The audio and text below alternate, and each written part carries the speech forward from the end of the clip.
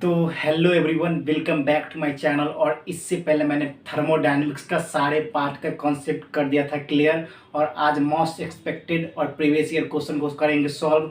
तो आप मेरे चैनल पर नए हो तो चैनल को लाइक सब्सक्राइब शेयर करके जाना। और स्टार्ट करते हैं थर्मोडायनेमिक्स का प्रीवियस ईयर क्वेश्चन, और जो एग्जाम में आपके नेक्स्ट एग्जाम में पूछा जाएगा एयरफोर्स, नेवी, कोस्ट गार्ड और जेई में। तो स्टार्ट करते हैं। तो पहला क्वेश्चन देखिए, इन changing the state of thermodynamics from A to B stream that the heat required is Q and work done by the system is W, then change of internal energy क्या होगा।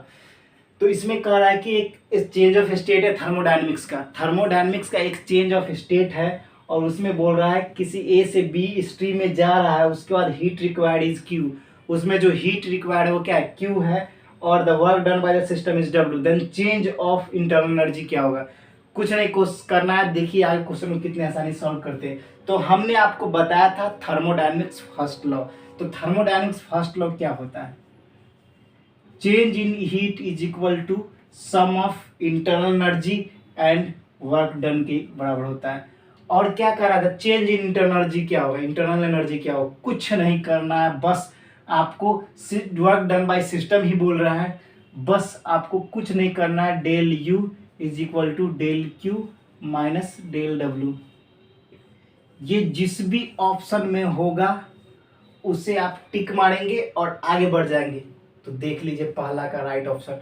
तो बहुत ही आसानी और सिंपल कॉन्सेप्ट्स मैं आपको समझाने की कोशिश कर रहा हूं, तो आप इसे जरूर समझ ले। ये फर्स्ट लॉ ऑफ थर्मोडायनेमिक्स से आया, समझ गए दोस्तों। तो जो बच्चे नए होंगे वो भी देख ले इस क्वेश्चन को सॉल्व करके, फिर मेरे प्रीवियस सारे पार्ट देख लेना, क्योंकि ये इंपॉर्टेंट है आपके लिए। और जो बच्चे को समझ में नहीं आ रहा है वो प्रीवियस ईयर पार्ट जरूर देख ले। तो अब बात करते हैं क्वेश्चन नंबर सेकेंड की। Question number second, in A thermodynamic system working substance ideal gas the internal energy in the form of. अगर आपके थर्मोडायनेमिक सिस्टम में वर्किंग सब्सटेंस क्या आइडियल गैस है, तो आइडियल गैस है तो इंटरनल एनर्जी किस फॉर्म में होगा, कैनेटिक एनर्जी में होगा, या कैनेटिक एनर्जी और पोटेंशियल एनर्जी दोनों में होगा, या सिर्फ पोटेंशियल एनर्जी में होगा। तो आप बताइए। ये कॉन्सेप्चुअल क्वेश्चन है, एक एक क्वेश्चन डीप से मैं लाया हूँ, और ये सारे क्वेश्चन आपके बहुत ही इंपॉर्टेंट है एग्जाम के लिए। तो आप इस क्वेश्चन का आंसर दे सकते हैं।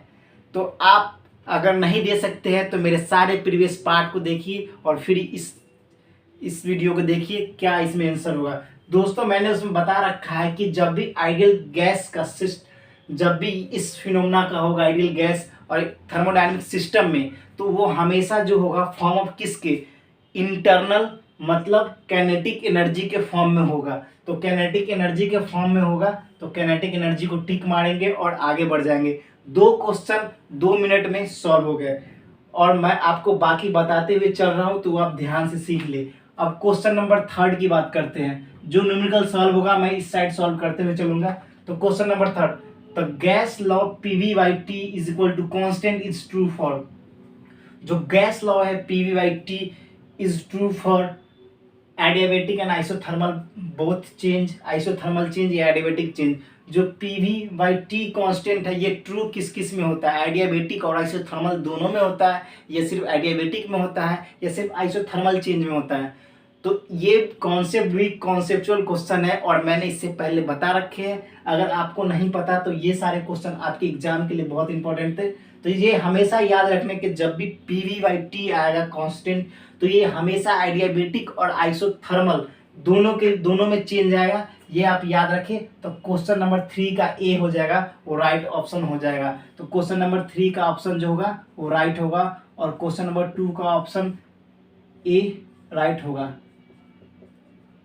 इतना आप नोट कर लो। आपने नोट कर लिया।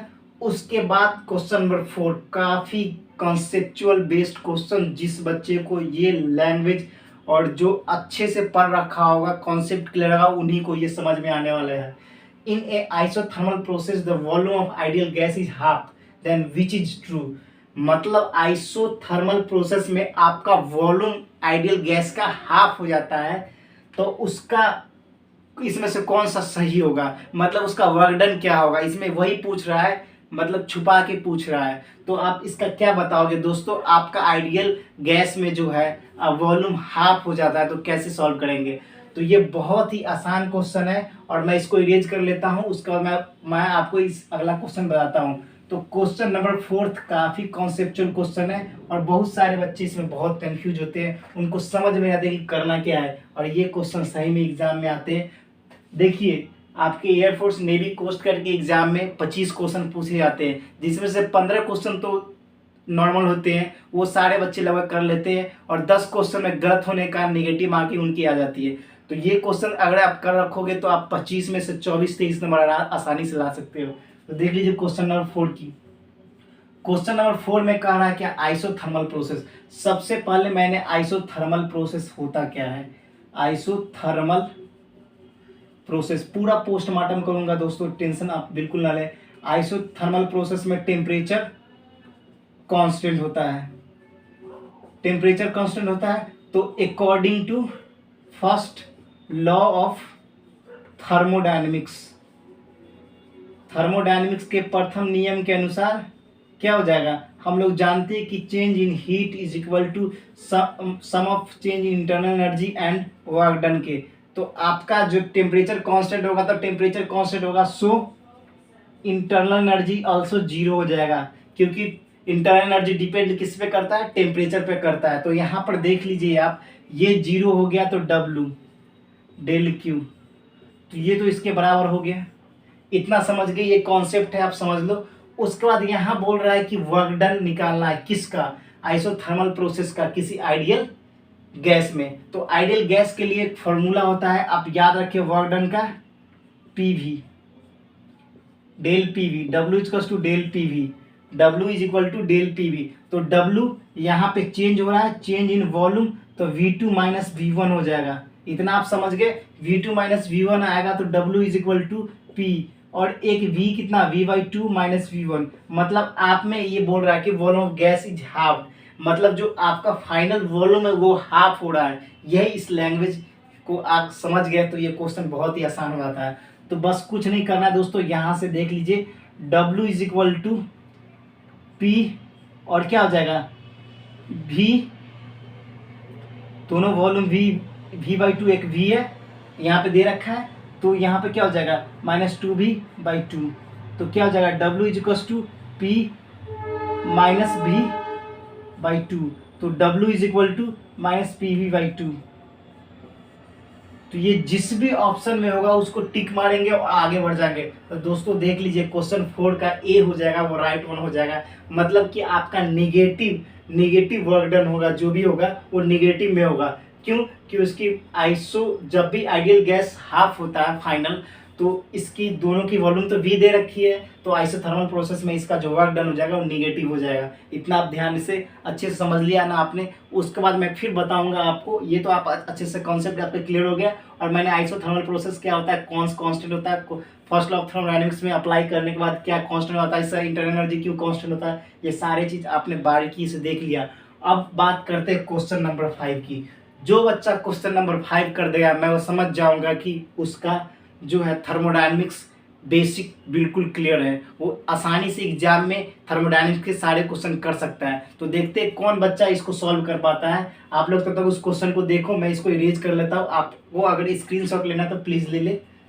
उसके बाद मैं स्टार्ट करता हूँ क्वेश्चन नंबर 5 को बताना। तो देख लीजिए क्वेश्चन नंबर 5 कैसे बनता है। तो स्टार्ट करते हैं, पहले इसको इरेज मैं कर लेता हूँ। तो क्वेश्चन नंबर 5 तब तक आप लोग रीड कीजिए। तो क्वेश्चन नंबर 5 को देखिए क्या करना है।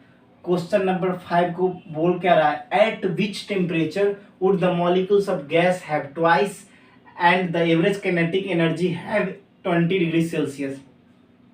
मतलब कह रहा है कि किस टेम्परेचर पे मॉलिक्यूल, गैस के मॉलिक्यूल्स हो जाएंगे वो ट्वाइस हो जाएंगे। मतलब आपके जो गैस के मॉलिक्यूल्स हो जाएंगे वो दोगुना हो जाएंगे।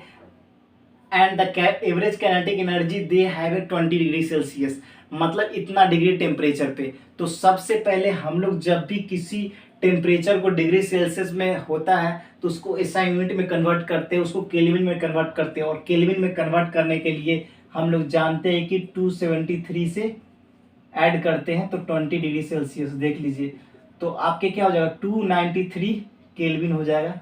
इतना समझ लिए, 293 केल्विन हो गया। 293 केल्विन होने के बाद आपका क्या बोल रहा है, बोल रहा है कि मॉलिक्यूल्स ऑफ ए गैस एक ट्वाइस हो जा रहा है, मतलब दुगना हो जा रहा है। तो एक रिलेशन यहाँ से निकलता है, जो रिलेशन बहुत ही इंपॉर्टेंट है, आप जरूर इसको याद कर ले, के ई लिख ले या तो ये आपको आसानी से समझ में आ गया। 313 डिग्री सेल्सियस इसका राइट होगा। तो बहुत सारे बच्चे कमेंट किए होंगे ABCD, लेकिन इसमें से कोई भी आंसर नहीं है। तो दोस्तों, इस प्रकार के नॉलेज को जानने के लिए मेरे चैनल को लाइक, सब्सक्राइब और शेयर जरूर करना, और दोस्तों के साथ जरूर शेयर करना, और कमेंट सेक्शन में बताना कि आपको ये वीडियो कैसा लगा। तब तक के लिए इतना ही। जय हिंद, जय भारत, वंदे मातरम।